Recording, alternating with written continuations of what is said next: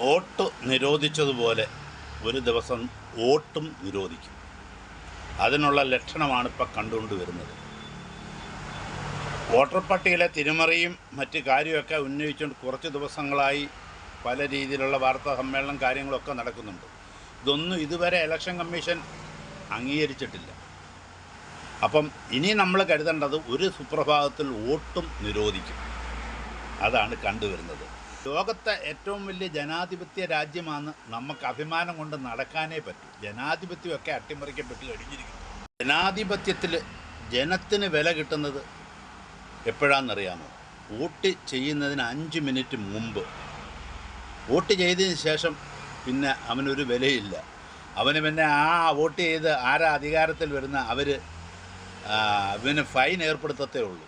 പല രീതിയിലുള്ള നിത്യോപയോഗ സാധനങ്ങൾക്ക് വില കൂട്ടിക്കൊണ്ടും കരം വർദ്ധിപ്പിച്ചുകൊണ്ടും വോട്ട് ചെയ്യുന്ന ജനങ്ങളെ ഇത്രയും മണ്ടരാക്കിക്കൊണ്ട് ഈ രാഷ്ട്രീയ പാർട്ടികൾ കാലങ്ങളായി നമ്മളെ അടക്കി ഭരിക്കുകയാണ്. 3.5 കോടി ജനങ്ങൾക്ക് നിയന്ത്രിക്കാൻ ഇത്രയും രാഷ്ട്രീയ പാർട്ടികൾ എന്തിനാണ് ഇവിടെ? ഏതെങ്കിലും ഒരു ചാനലുകാർ ഇതുവരെ ഗവേഷണം നടത്തിയിട്ടുണ്ട് ഇന്ത്യയിൽ എത്ര രാഷ്ട്രീയ പാർട്ടികളുണ്ടെന്ന് നോക്കിയിട്ടുണ്ടോ? ഇപ്പോൾ പലരും ബിസിനസ്സും കച്ചവടവും മറ്റൊന്നുമല്ല തുടങ്ങാൻ നോക്കുന്നത്. രാഷ്ട്രീയ പാർട്ടി മറ്റ് സ്റ്റേറ്റുകളിലൊക്കെ നേതാക്കന്മാർ ഒളിച്ചിരിക്കുന്ന രാഷ്ട്രീയ പാർട്ടി കേരളത്തിലുണ്ട്. അതിൻ്റെ ബ്രാഞ്ചുകൾ ഇടാനാണ് ഇവിടെ പലരും ശ്രമിക്കുന്നത്.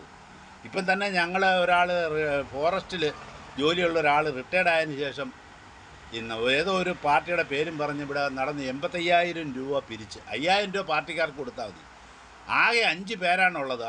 4 പേർക്കും ദിവസം വിളിച്ചുകൊണ്ട് പോയാൽ 800 രൂപ കൂലി കൊടുത്താണ് വിളിച്ചുകൊണ്ട് പോകുന്നത്. അതായി മാറി. ഇപ്പോൾ ഒരു തട്ടിപ്പ് രാഷ്ട്രീയമായി മാറി. മൊത്തത്തിൽ ജനങ്ങളെ എല്ലാ കാലത്തും ചൂഷണം ചെയ്ത് ജീവിക്കുന്ന ഒരു സംവിധാനമായി മാറി.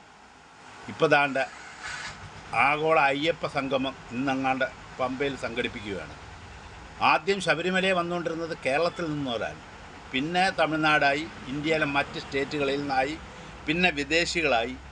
എല്ലാ വർഷവും മണ്ഡലകാലത്തും അല്ലാതെയൊക്കെ ലക്ഷക്കണക്കിന് അയ്യപ്പന്മാർ അവിടെ വരുന്നുണ്ടല്ലോ. അതൊരു സംഗമമല്ലേ? അവിടെ എന്താ വാവരില്ലേ? വാവര് സംഗമം വെക്കാത്ത എന്താ? അവർ ന്യൂനപക്ഷമായതുകൊണ്ട്.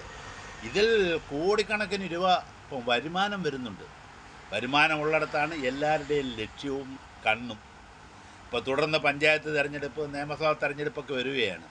ഇവർ 10-25 മന്ത്രിമാരൊരു ബസ്സിൽ കേരളം മൊത്തം കറങ്ങി നടന്നിട്ട് അതിൻ്റെ റിസൾട്ട് എന്തായെന്ന് ഇതുവരെ ജനങ്ങളടുത്ത് പറഞ്ഞിട്ടില്ലല്ലോ. അതൊന്നും പറയില്ല. ജനങ്ങളെ എല്ലാ കാലത്തും വിഡ്ഢികളാക്കാൻ പറ്റുന്ന ഒരു സ്റ്റേറ്റാണ് കേരളം. മറ്റ് സ്റ്റേറ്റും അതിന് മോശമൊന്നുമല്ല, എല്ലാ സ്റ്റേറ്റും അതൊക്കെ തന്നെയാണ്. ഇപ്പം ജനാധിപത്യമൊന്നും പറഞ്ഞ് ജനങ്ങളെ പറ്റിച്ചും ചൂഷണം ചെയ്തും ജനങ്ങളെ ഇപ്പം കേരളത്തിൽ ആത്മഹത്യകൾ കുറയുന്നുണ്ട്. കടം കയറി ആത്മഹത്യ ചെയ്യുന്നവരുടെ എണ്ണം കുറയുന്നുണ്ട്. ഇതൊന്നും അവർ ശ്രദ്ധിക്കുന്നില്ല. 1 മിനിറ്റ് നേരത്തേക്ക് എന്തെങ്കിലും ഒന്ന് പറയും. ബാങ്ക് ഇപ്പം തന്നെ സുരേഷ് ഗോപി ഇപ്പം ആരോ ഒരു മെമ്മോറാണ്ടം കൊണ്ട് കൊടുത്തപ്പം അങ്ങ് നിരസിച്ചെന്ന് പറഞ്ഞു. സാധാരണ പണ്ടൊക്കെയുള്ള നേതാക്കന്മാർ ഇങ്ങോട്ട് വാങ്ങിച്ച് വലിച്ചേറി കൊട്ടയിലൊട്ടം കളയുക. അത് പിന്നെ അവർ ശ്രദ്ധിക്കത്തൊന്നുമില്ല. സുരേഷ് ഗോപി അത് നിരസിച്ചത് കൊണ്ടാണ് അദ്ദേഹത്തിന് പാർട്ടിക്കാർ ഉടൻ വന്ന് അദ്ദേഹത്തിന് വീട് വെച്ച് കൊടുക്കാമെന്ന് ഏറ്റത്. സുരേഷ് ഗോപിക്ക് യഥാർത്ഥത്തിൽ ഈ രാഷ്ട്രീയത്തിലെ കള്ളത്തരങ്ങൾ അറിയത്തില്ല എന്നാണ് സിനിമയിലെ കൂട്ട് രക്തത്തിളപ്പോടുകൂടി ചാടാനും ഓടാനും ഒക്കെയാണ് പുള്ളിക്ക് അറിയാവുന്നതെന്ന് തോന്നുന്നു. അതേപോലെ ഏതോ ഒരു ഈ ആലിൻ്റെ ചവിട്ടിൽ പണ്ട് ഈ കുടിയന്മാരൊക്കെ കിടന്നുകൊണ്ടിരുന്ന ആലിൻ്റെ ചവിട്ടിൽ ഇപ്പോൾ ഏതോ ഒരു സംഗമം വെച്ചിട്ടുണ്ടെന്ന് പറയുന്നു.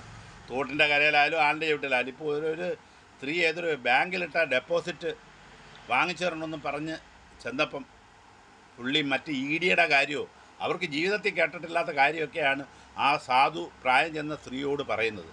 അവരിത് കേട്ടിട്ട് കൈമലത്തി എന്ത് ഇ ഡി പണം കൊണ്ടുവരട്ടെന്നൊക്കെ പറഞ്ഞു.